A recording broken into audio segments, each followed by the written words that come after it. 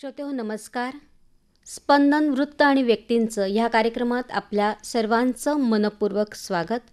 श्रोतेहो, आज आपल्या स्टुडिओमध्ये भगीरथ इंग्लिश स्कूल जळगाव या नामांकित शिक्षण संस्थेत 28 वर्षापासून अध्यापनाचं कार्य करणारे राजेंद्र देवराम कोळी म्हणजेच RD कोळी सर आपल्यासोबत आहेत. सर हे उपक्रमशील शिक्षक, उत्तम वक्ते, कवी आणि सामाजिक कार्यकर्ते देखील आहेत. चला तर जाणून घेऊया त्यांच्याशी संवाद साधून ते करत असलेलं कार्य, त्यांनी लिहिलेल्या काही कविता आणि त्यांचं असलेलं सामाजिक कार्य. सर नमस्कार, स्वागत आहे आपल्या स्टुडिओमध्ये. नमस्कार मॅडम. सर, आपली कौटुंबिक पार्श्वभूमी कशी होती? आपण पूर्वीपासूनच ठरवलं होतं की शिक्षक व्हायचं आहे, की कसा झाला हा प्रवास? माझी पार्श्वभूमी जी आहे, माझा जन्म अतिशय छोट्याशा गावामध्ये झाला. जामनेर तालुक्यातील नवी दाभाडी नावाचं एक लहानसं खेडं आहे. या ठिकाणी माझं प्राथमिक शिक्षण झालं. त्यानंतर माध्यमिक शिक्षणासाठी मी कुऱ्हेपानाचे या ठिकाणी गेलो आणि त्या ठिकाणी वसतिगृहाची व्यवस्था आहे. वसतिगृहामध्ये राहिलो आणि न्यू इंग्लिश स्कूल नावाची शाळा आहे, त्या शाळेमध्ये माझं शिक्षण झालं. माध्यमिक शिक्षण घेत असताना मला अतिशय कडक शिस्तीचे आणि अतिशय मृदू स्वभावाचे, संवेदनशील व्यक्तिमत्व असलेले अनेक शिक्षक मला लाभले. त्यामध्ये NF बडगुजर सर असतील, DD पाटील सर असतील, त्यानंतर पवार सर असतील, बोरे सर असतील, RT बारी सर असतील, असे एकापेक्षा एक सरस व्यक्तिमत्व असलेली गुरु मला लाभले आणि त्याचा माझ्या व्यक्तिमत्वावर, माझ्या जीवनावर प्रभाव पडला. त्यानंतर मी 10वीमध्ये चांगल्या गुणांनी उत्तीर्ण झालो आणि त्या काळामध्ये माझा D.Edला नंबर लागला. तर असा काळ होता की त्या काळामध्ये D.Ed झालं की शिक्षकाची नोकरी ही ठरलेली असायची. आणि त्यानंतर मी जळगावला D.Ed केलं आणि योगायोगाने भगीरथ शाळेची जाहिरात निघाली आणि त्या जाहिरातीमध्ये मी विचार केला की एवढी मोठी शाळा आहे, जळगाव जिल्ह्यातली नामांकित शाळा, या नामांकित शाळेमध्ये माझं सिलेक्शन होईल की नाही, निवड होईल की नाही, माझ्या मनामध्ये द्विधा अवस्था होती, शंका होती. पण मी ठरवलं की काही हरकत नाही, आपण एक प्रयत्न करूया. आणि त्या ठिकाणी मी इंटरव्ह्यूला गेलो, मुलाखत दिली आणि त्याच ठिकाणी मला त्या निवड समितीने सांगितलं की तुमची निवड झालेली आहे. माझ्या डोळ्यामधून आनंदाश्रू आले, कारण कोणत्याही प्रकारचा एकही पैसा खर्च न करता त्या ठिकाणी एवढ्या नामांकित शिक्षण संस्थेमध्ये माझी निवड झाली. हा माझ्या आयुष्यातील एक अतिशय आनंदाचा क्षण होता. अगदी माझ्या डोळ्यामध्ये आनंदाश्रू आले आणि मी खरं म्हणजे माझी आर्थिक परिस्थिती जी होती त्या काळामध्ये मी पायी त्या ठिकाणी भगीरथ शाळेमध्ये गेलो होतो आणि आनंदाने मी त्या ठिकाणी पायीच घरी गेलो बहिणीकडे. मी बहिणीकडे D.Ed केलं आणि ती ही आनंदाची बातमी मी सांगितली. आणि तिथून मग मी ठरवलं की आपल्याला समाजासाठी आणि विद्यार्थ्यांसाठी काहीतरी करायचं आहे.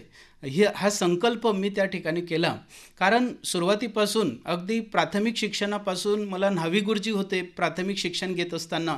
आणि बालवयामध्ये जे संस्कार झालेले असतात ते अगदी आयुष्यामध्ये कायम राहतात आणि हे संस्कार माझ्या मनामध्ये ते कायम होते. आणि म्हणून मी ठरवलं की आता आपल्याला विद्यार्थ्यांसाठी आणि समाजासाठी काहीतरी करायचं आहे.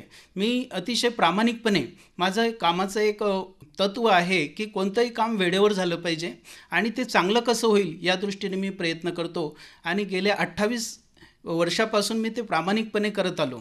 हे करत असताना मग पुढे मी खरं म्हणजे शालेय जीवनामध्ये आमच्या शाळेमध्ये अशा वेगवेगळ्या काही स्पर्धा वगैरे होत नव्हत्या. सुरुवातीला मला एवढं स्टेज डेअरिंग किंवा व्यासपीठावर बोलणं वगैरे हे काही मला सवय नव्हती.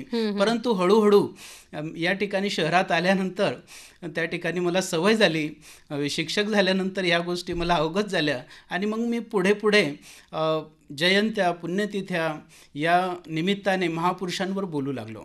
आणि हे बोलत असताना हे महापुरुषांचे विचार, महापुरुषांच्या कार्य हे माझ्या मनामध्ये हे बिंबत गेलं आणि मी ठरवलं की बोलण्यापेक्षा कृतीकडे, त्या ठिकाणी कृतीला सुद्धा आपण जोड दिली पाहिजे, असा विचार माझ्या मनामध्ये आला.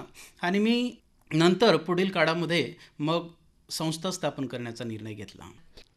सर, आपण शाळेतल्या विद्यार्थ्यांसाठी कोणते कोणते उपक्रम राबवलेत? मी हळूहळू वाचन करत गेलो आणि जळगाव शहरातील ववा वाचनालय हा खजिना मला मिळाला. मी ववा वाचनालयाचा आजीवन सदस्य झालो आणि त्यामुळे माझ्याकडे पुस्तकांचा खजिना मिळाला आणि मी वाचनाची माझ्या मनामध्ये आवड निर्माण झाली आणि वाचनामुळे हळूहळू मला बोलण्याची सवय झाली आणि त्यामुळे नेमकं मुलांना काय सांगितलं पाहिजे, काय दिलं पाहिजे हे मला कळायला लागलं. त्यानंतर मग मी वेगवेगळ्या प्रकारचे उपक्रम विद्यार्थ्यांसाठी राबवू लागलो. त्यामध्ये साहित्यिक विद्यार्थ्यांच्या भेटीला असतील, वाचाल तर वाचाल असेल, बालकवी संमेलनं ही सुद्धा आम्ही घेतली. लहान मुलांसाठी काव्याची आवड निर्माण व्हावी त्यासाठी बालकवी संमेलन आम्ही घेतली. त्यानंतर स्वच्छतेची आवड निर्माण व्हावी यासाठी स्वच्छता अभियान, प्रश्नमंजुषा, वेगवेगळ्या महापुरुषांच्या जीवनचरित्राचा विद्यार्थ्यांनी अभ्यास करावा त्यासाठी प्रश्नमंजुषा हा उपक्रम राबवला. अभिवाचन असेल, वक्तृत्व स्पर्धा, निबंध स्पर्धा, त्यानंतर सुंदर हस्ताक्षर स्पर्धा, अशा विविध उपक्रमांनी विद्यार्थ्यांना मार्गदर्शन केलं. सर, खूप सुंदर. जेव्हा एक शिक्षक आणि विद्यार्थी हे नातं जोडलं जातं आणि त्यांच्यामध्ये एक असं सुंदरसं नातं निर्माण होतं, एक भावबंध तयार होतात आणि या 28 वर्षाच्या काळामध्ये अनेक विद्यार्थी आपल्या हाताखालून गेले असतील, तर अशी एखादी आठवण आपल्या मनामध्ये आहे की तो विद्यार्थी आजही आपल्या लक्षात आहे किंवा तो प्रसंग आजही आपल्या लक्षात आहे? एक प्रसंग मला आठवतो.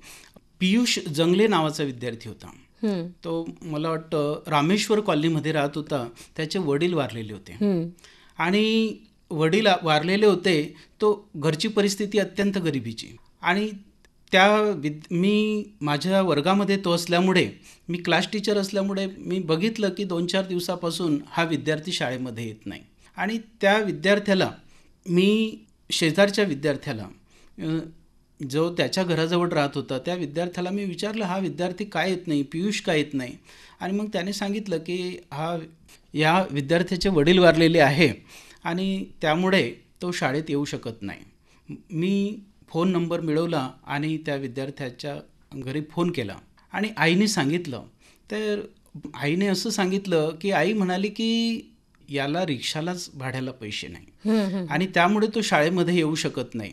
आणि मग मी ठरवलं की मी आईला सांगितलं त्या विद्यार्थ्याच्या की तुम्ही या, मी त्याला मदत करतो. आणि मग त्या विद्यार्थ्याची आई आली आणि त्या विद्यार्थ्याला मी त्या ठिकाणी भाड्याचे पैसे मी दिले. 1च महिन्याची एवढी स्वाभिमानी आई ती की त्या आईने ते भाड्याचे 1 महिन्याचे पैसे घेतले आणि पगार झाल्यानंतर घरकाम ती आई करायची आणि त्या आईने ते पैसे मला शाळेमध्ये आणून परत केले. तर समाजामध्ये अतिशय प्रामाणिक माणसं, प्रामाणिक विद्यार्थी आजही आहेत. सर, ह्यासोबतच आपण उत्तम वक्ते आणि कवी देखील आहात आणि आपण काही वेळापूर्वी म्हणालात की मी ववा वाचनालयाची लायब्ररी लावली आणि मला तिथे काही खूप मिळालं. ह्या वाचनातूनच आपल्यातला कवी जागा झाला असावा. तर आपण हा जो आपला कवितेचा प्रवास आहे किंवा हा छंद म्हणूया, तर हा कसा आहे, आपण कोणत्या कोणत्या कविता लिहिल्या आणि मला असं वाटतं की आपल्या एका कवितेला पुरस्कार देखील मिळालेला आहे, त्याबद्दल आम्हाला सांगा. माझी पहिली जी कविता आहे ती माणूस नावाची आहे. कारण माणसाचं जगणं, वागणं आणि बोलणं यामध्ये कुठे एकसंगता दिसून येत नाही, विसंगती दिसते आणि त्यातून माझ्या मनामध्ये ही माणूस नावाची कविता सुचली आणि ही कविता ती वाचणारच आहे. माझी ही जी पहिली कविता आहे तिचं शीर्षक आहे माणूस. विज्ञानाने जग हे जवळ आले फार, विज्ञानाने जग हे जवळ आले फार, परी माणूस माणसापासून गेला दूर. चंद्रावर जाण्याची जरी लढवली शक्कल, पण माणूस म्हणून जगण्याची नाही आली अक्कल. म्हणतात शिकल्याने येते बुद्धीला धार, म्हणतात शिकल्याने येते बुद्धीला धार, पण येथे तर त्यांनीच केले बेजार. वृक्षवल्ली पशुपक्षी यांचा घ्यावा ठाव, वृक्षवल्ली पशुपक्षी यांचा घ्यावा ठाव, पण स्वार्थासाठी त्यावरच घालतो घाव. माणसात माणूसपण केव्हा येईल, माणसात माणूसपण केव्हा येईल, जग हे स्वर्गाहून सुंदर होईल, जग हे स्वर्गाहून सुंदर होईल. वा. आणि ह्यानंतर आपल्या कवितेचा जो टप्पा आहे तो पुढे पुढे गेला आणि आपल्या एका कवितेला राष्ट्रीय पुरस्कार देखील मिळाला. त्या कवितेबद्दल थोडंसं सांगा आणि एक 4 ओळी त्या कवितेच्या आमच्यासाठी सादर करा. मी वाचनाचा छंद असल्यामुळे आणि पुस्तकांच्या सानिध्यात असल्यामुळे मी पुस्तकांवरच विचार करतो आणि त्यामुळे पुस्तकांवर काहीतरी मला लिहावं असं वाटत होतं आणि म्हणून मी पुस्तकांवरच कविता लिहिली. विद्यार्थ्यांमध्ये वाचनाची अभिरुची निर्माण व्हावी, वाचन संस्कृती वाढावी यासाठी मी पुस्तकांवर कविता लिहिली. कवितेचं शीर्षकच आहे चला मैत्री करूया पुस्तकांशी. चला मैत्री करूया पुस्तकांशी अगदी निर्धास्त. चला मैत्री करूया पुस्तकांशी अगदी निर्धास्त. माणसाहून प्रामाणिक असतात पुस्तकं जास्त. पुस्तकं जपतात मैत्री निस्वार्थ. पुस्तकं जपतात मैत्री निस्वार्थ. पुस्तकांनीच येतो जीवनाला अर्थ. पुस्तक म्हणजे नसतो फक्त कागदावर लिहिलेला मजकूर.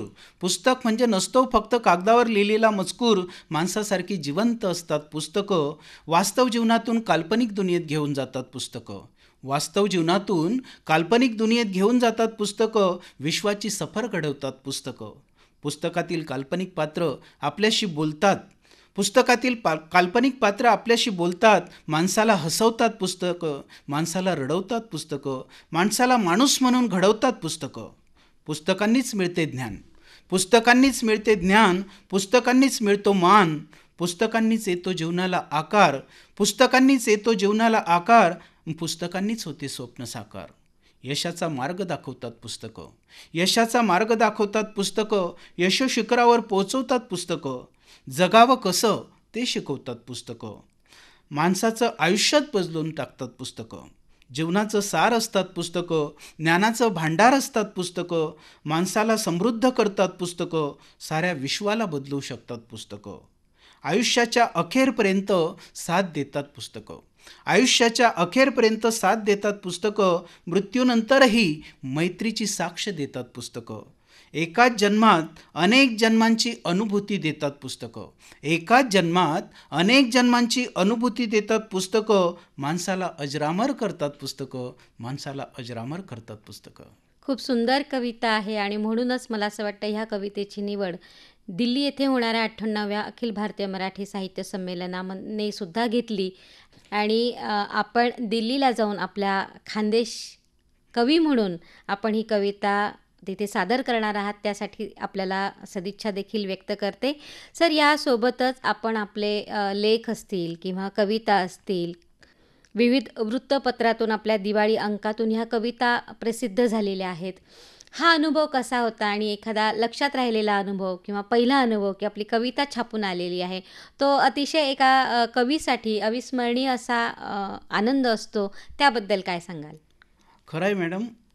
मला या ठिकाणी सुरुवातीला मला ज्यावेळेस मी छोटे छोटे लेख किंवा वृत्तपत्रामध्ये मी छोटी छोटी सदरं लिहित होतो आणि मग हळूहळू या मोठ्या विषयांकडे लेख किंवा कविता असतील त्या प्रसिद्ध होऊ लागल्या आणि त्यातून मला प्रोत्साहन मिळालं आणि मग या वेगवेगळ्या विषयांवर मी मोठ्या प्रमाणामध्ये लेखन करू लागलो. खूप छान. सर, ह्यासोबतच आपण तज्ज्ञ मार्गदर्शक शिक्षक आहातच, यासोबत आपण आकाशवाणी केंद्रावर देखील अनेक कार्यक्रम केलेले आहेत यापूर्वी. तसंच आपण भारत निवडणूक आयोगाच्या मोहिमेत मास्टर ट्रेनर आणि मतदान केंद्रस्तरीय अधिकारी, BLO, राष्ट्रीय जनगणना आणि मतदान अधिकारी यासारखी सुद्धा आपण कर्तव्य बजावलीच आहेत. यासोबतच आपण सामाजिक कार्यामध्ये एक अतिशय उत्तम अशी संस्था स्थापन केलेली आहे, ती म्हणजे समाज चिंतामणी प्रतिष्ठान. ही संस्था आपण स्थापन करावी असं आपल्याला का वाटलं आणि स्थापन ही संस्था कधी झाली आणि त्याचं आत्ताचं कार्य कसं सुरू आहे त्या संस्थेचं? दुसऱ्याच्या दारात सुखाचे झाड लावले की आनंदाची फुले आपल्या दारात पडतात. दुसऱ्याच्या दारात सुखाचे झाड लावले की आनंदाची फुले आपल्या दारात पडतात. हृदयात राष्ट्रभक्ती, अंतकरणात प्रेम, करुणा, वागण्यात नम्रता आणि गरिबीची जाण असली की चांगल्या गोष्टी आपोआप घडतात. खरं म्हणजे ही जी संस्था आहे ही उत्स्फूर्तपणे या ठिकाणी स्थापन झाली. आपण समाजाचं काहीतरी देणं लागतो, आपण समाजासाठी, राष्ट्रासाठी काहीतरी निस्वार्थपणे केलं पाहिजे अशी भावना माझ्या मनामध्ये निर्माण झाली आणि म्हणून ही संस्था त्या ठिकाणी स्थापन करावीशी वाटते. या संस्थेच्या माध्यमातून आपण कोणते कोणते सामाजिक उपक्रम राबवित असता? या संस्थेच्या माध्यमातून अगदी सुरुवातीला आम्ही रिमांड होममध्ये अनाथ मुलांसाठी नवीन कपडे वाटपाचा उपक्रम राबवला. आणि त्यानंतर असं लक्षात आलं की समाजाची गरज जी आहे ती मोठी आहे, आणि म्हणून आम्ही असं ठरवलं की जुने जे वस्त्र आहे ते पुन्हा वापरता येऊ शकतात, कारण अनेक दिवस ती वस्त्र फाटत नाही आणि ती चांगल्या पद्धतीची असतात, लोक टाकून देतात. ती आपण संकलित केली पाहिजे आणि ज्या गरजू लोक आहे त्यांच्यापर्यंत ती गेली पाहिजे. आणि म्हणून आम्ही वस्त्र संकलन, जुने नवे वस्त्र संकलन आम्ही करायला लागलो. आणि वेगवेगळ्या ज्या गरजू आहे आदिवासी पाड्यांवर आम्ही जातो आणि त्या लोकांना त्या ठिकाणी वस्त्र वाटप करतो. याशिवाय वेगवेगळ्या सणांना, दिवाळी असेल, दसरा असेल, अशा वेगवेगळ्या सणांना आम्ही त्या ठिकाणी फराळ वाटप असेल, अन्नदान असेल, यासारखे उपक्रम राबवतो. त्यानंतर साहित्यिक उपक्रम, साहित्यिक चळवळ राबवण्यासाठी त्या ठिकाणी साहित्य कट्टा हा उपक्रम आम्ही सुरू केला. 14 एप्रिल 2015 रोजी हा उपक्रम डॉक्टर बाबासाहेब आंबेडकर यांच्या जयंतीच्या दिनी हा उपक्रम आम्ही शाळेत सुरू केला. आणि जवळजवळ कोरोनाच्या काळापर्यंत हा उपक्रम चालला, अव्याहतपणे चालला. कोरोनामुळे तो खंड पडला. तर अशा पद्धतीचे या उपक्रमांना समाजातून चांगलं प्रोत्साहन मिळालं. साहित्यिकांकडून विविध क्षेत्रातले मान्यवर साहित्यिक, अगदी शिक्षणतज्ज्ञ डॉक्टर प्रशा चौधरी सर असतील, त्यानंतर भगवान भटकर सर असतील, मायाताई दुप्पड असतील, तर अशी ज्येष्ठ मंडळीसुद्धा या उपक्रमाला येतात आणि हा उपक्रम यशस्वीपणे त्या ठिकाणी या संस्थेमध्ये आपल्यासोबत किती लोक आहेत? या संस्थेमध्ये ज्या पद्धतीने मैं अकेला ही चला था जानी बे मंजिल मगर लोक साथ आते गए और कारवा बनता गया. तर या पद्धतीने मी ठरवलं आणि समाजातले अनेक लोक या संस्थेशी जोडले.